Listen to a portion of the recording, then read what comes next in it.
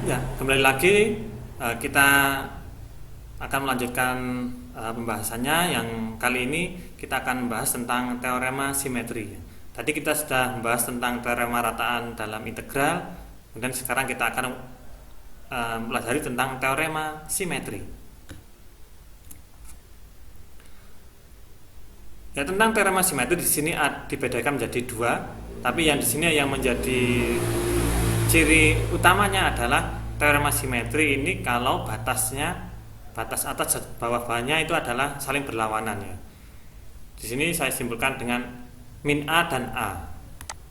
Nah, kalau batasnya seperti ini, berarti kita bisa menggunakan teorema 7.2 ini tentang teorema simetri. Kalau batas dari integralnya adalah saling berlawanan, atau kalau di sini disimbolkan dengan min A dan A, itu ya. Nah, tentang teorema simetri ini nanti dibedakan menjadi dua, yaitu ada fungsi genap dan fungsi ganjil. Ya, perlu diingat kembali bahwa fungsi genap adalah misal diketahui suatu fx. Nah, kalau x-nya itu diganti dengan min x, nah, kalau f min x-nya itu kemudian sama dengan fx, maka fungsi tersebut adalah fungsi genap. Oke. Kemudian kalau fungsi tersebut x-nya diganti min x itu sama dengan min fx, maka fungsi tersebut adalah fungsi ganjil. Nah, kemudian kalau nanti ada fungsi yang lain ketika diganti dengan min x kok tidak sama dengan fx, tidak sama dengan min fx atau menjadi fungsi yang baru, maka fungsi tersebut bukan fungsi genap atau fungsi ganjil gitu ya. Lalu di sini adalah difokuskan pada fungsi genap dan fungsi ganjil. Sehingga nanti untuk mengerjakannya kita harus mengecek dulu fungsi tersebut fungsi ganjil atau genap. Kalau fungsi genap berarti kita menggunakan rumus yang kiri. Kalau fungsi yang ganjil kita bisa menggunakan rumus yang kanan gitu ya. Oke. Karena ini adalah suatu teorema, maka kita buktikan terlebih dahulu apakah teorema ini benar atau salah, atau kita ingin membuktikan kebenaran dari teorema ini. Oke, kita buktikan dulu yang fungsi genap ya, teorema simetri pada fungsi genap terlebih dahulu. Oke, yang pertama adalah fungsi genap, maka f min x sama dengan fx. Ya, ini dari definisi dari fungsi genap sendiri. Kemudian ini adalah dari integralnya.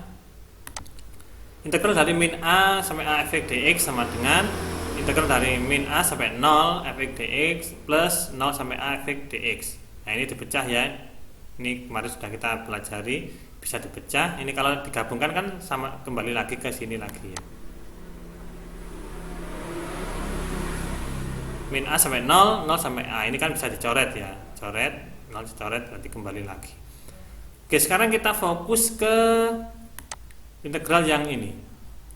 Integral min a sampai 0 fx dx. Oke, kita fokusnya di situ. Nah, untuk mengerjakannya kita permisalkan dulu u sama dengan min x ya, karena fungsi genap atau fungsinya x-nya nanti adalah negatif, maka u adalah min x. Du sama dengan min dx. Oke. Sehingga ini negatifnya bisa kita pindah ruas ke kanan menjadi min du sama dengan de. Oke, ini min negatifnya kita pindah ruas. Kemudian fx sama dengan f min x. Ini dari definisi fungsi genap. Fx sama dengan f min x sama dengan fu lah. Karena min x tadi adalah kita misalkan u, maka f min x sama dengan fu ini ya. Sehingga di sini fx sama dengan fu. Jadi tidak langsung fx sama dengan fu gitu ya, tapi melalui proses ya ternyata fx sama dengan fu. Oke. Kemudian kembali lagi yang ke sini tadi. Integral dari min a sampai 0 dari fx dx. Oke, sama dengan integral dari min a sampai 0 f min x dx. Ya, karena tadi fx sama dengan f min x. Ya, dari fungsi genap, maka fx-nya kita ganti f min x. Oke. Kemudian dx tadi kan ini ya. Dx tadi kan ini. Nah, dx sama dengan min du. Oke. Dx nya min du, kemudian f min x sama dengan fu. Nah, ini f min x sama dengan fu. Oke.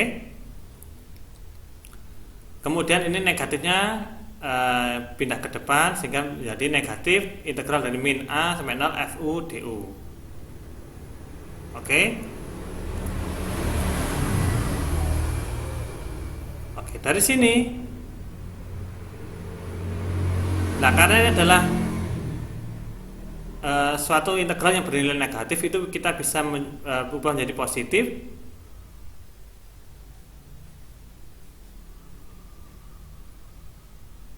Oke, fx dx ini ya. Integral fx min dx. Ini kita kembalikan lagi. Fu-nya tadi apa? Fu-nya tadi kan ini ya, Fu-nya.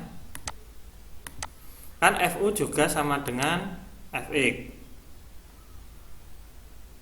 Oke. Berarti ini Fu-nya kita ganti dengan fx. Kemudian du sama dengan min dx ya, ini ya. Du sama dengan min dx. Oke. Karena ini sama-sama negatifnya, berarti bisa kita dihilangkan. Negatif kali negatif jadi positif gitu ya. Kemudian ini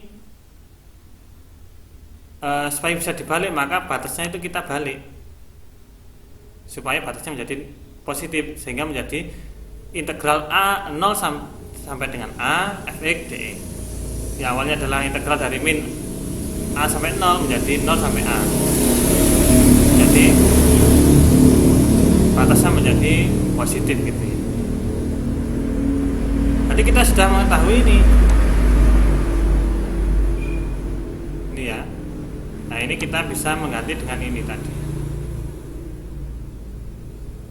Sehingga integral dari min a sampai a fx dx sama dengan ini ya, ketika dipecah dari sini. Ini hasil pemecahannya tadi. Kemudian kita sudah mengetahui ini dari perhitungan tadi. Dari sini. Nah, ini kan sama, integral 0 sampai a fx dx dan tambah integral 0 sampai a fx dx. Karena sama, maka sama dengan 2 integral 0 sampai a fx dx. Maka teorema simetri pada fungsi genap sudah terbukti. Oke, karena di sini ada dua, yaitu yang satunya adalah fungsi ganjil, maka kita juga harus membuktikannya terlebih dahulu gitu ya. Nah, fungsi genap sudah terbukti. Bagaimana dengan fungsi ganjilnya? Ya, nanti silakan kalian coba dengan cara yang mirip dengan pembuktian di fungsi genap ini ya. Oke, sampai terbukti benar teorema 7.2 ini. Oke, sekarang kita anggap bahwa fungsi ganjil juga pembuktiannya sudah benar ya. Jadi teorema ini bisa kita gunakan untuk menyelesaikan permasalahan atau soal-soal berikut ini. Ya, hitunglah integral dari contoh 7.5, integral dari min a min pi sampai pi dari cos x kuadrat x per 2 dx. Oke, kita cek dulu fungsi cos x per 2 ini fungsi ganjil atau fungsi genap.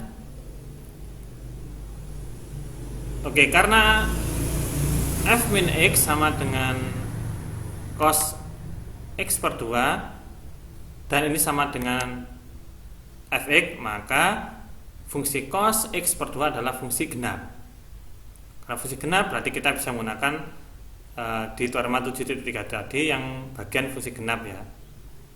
Berarti bisa kita ubah menjadi 2 batasnya dari 0 sampai a fx dx, sehingga menjadi 2 dari integral 0 sampai pi cos x per 2 dx. Oke, untuk mencari integral dari cos x per 2 kita bisa menggunakan pemisalan, yaitu u sama dengan x per 2, dan selanjutnya sampai ketemu batasnya. Oke, kalau yang ini U-nya saya kembalikan menjadi X ya. Jadi sin X per 2 dengan batasnya pi sampai dengan 0. Ketika dimasukkan, sin pi per 2 kurangi sin 0 ya. Sin pi per 2 sama dengan 1, sin 0 sama dengan 0, nanti tinggal 4 kali 1 sama dengan 4. Jadi nilai integral dari contoh 7.5 adalah 4. Oke, penerapan dari 7.3-nya di bagian ini ya. Nah, ini adalah penerapannya di bagian ini. Oke, sekarang kita coba ke contoh yang lain, yaitu contoh 7.6. Hitunglah integral dari min 1 sampai 1 dari x pangkat 5 per x kuadrat plus 4. Oke, kita cek dulu f(x) ini termasuk fungsi apa. Ternyata setelah dicek sama termasuk fungsi ganjil. Nah, karena fungsi ganjil berarti ya kita gunakan saja teorema 7.3 tadi, yaitu integral dari min a sampai a fx dx sama dengan 0. Berarti kita tidak perlu menghitungnya lebih lanjut ya. Langsung saja nilai integralnya adalah sama dengan 0. Karena fungsinya adalah termasuk fungsi ganjil. Itu ya. Kalau mau dibuktikan, mau dikerjakan ya silahkan ya, dibuktikan, dikerjakan, dicari integralnya terlebih dahulu. Kemudian hasil integralnya dimasukkan batasnya, nanti ketemu hasilnya berapa. Itu ya. Kalau menggunakan teorema 7.3 tadi, nilainya adalah sama dengan 0 ya, karena termasuk fungsi ganjil. Oke, ini di contoh 7.7 ini ada kombinasi, ada dua fungsi. Ini fungsi 1, fungsi 2, fungsi 3. Nah, karena ini ada 3 fungsi, maka kita cek dulu masing-masing. Ternyata setelah dicek itu untuk yang pertama adalah termasuk fungsi ganjil. Ini ya, ini yang pertama. Ini fungsi ganjil. Kemudian ini adalah fungsi ganjil juga. Dan ini termasuk fungsi genap. Oke, karena di sini ada 2 yang fungsi ganjil, maka kalau menurut teorema 7.3 tadi kan nilainya sama dengan 0 ya. Berarti ini adalah 0, ini juga 0. Berarti kita tinggal menghitung yang ini saja. Jangan lupa negatifnya masih ikut ya. Oke, berarti kita tinggal mengintegralkan x pangkat 4. Integral dari x pangkat 4 adalah 1/5 x pangkat 5. Nah, kemudian dimasukkan batasnya yaitu 1/5. 1 ya, ini 1 pangkat 5 kali 0 pangkat 5 kan tetap 0, sehingga ketemu min 2 kali 1/5 sama dengan min 2/5. Jadi nilai integralnya dari contoh 7.7 ini adalah min 2/5. Nah, kita tidak perlu menghitung integral dari x sin pangkat 4 x dan x pangkat 3, karena kita temui atau kita peroleh adalah fungsi ganjil. Maka sama dengan 0 karena batasnya adalah berlawanan min 1 dan 1. Oke. Ya, dari teorema 7.2 tadi silahkan dicoba untuk mencari nilai integral dari soal 1 sampai 4 ini ya.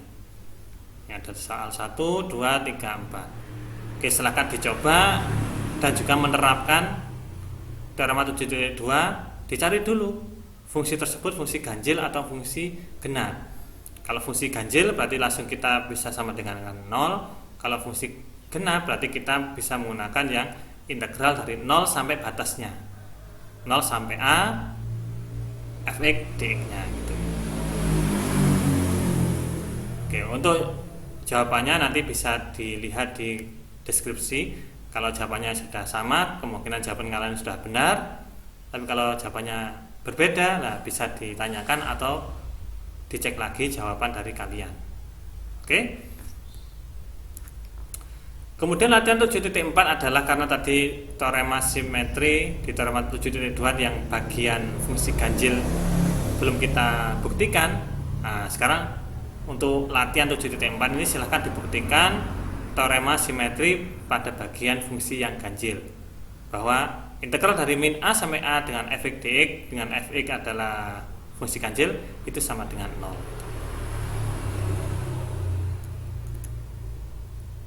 Oke, berikutnya adalah kita akan membahas tentang teorema keperiodikan. Simak video berikutnya.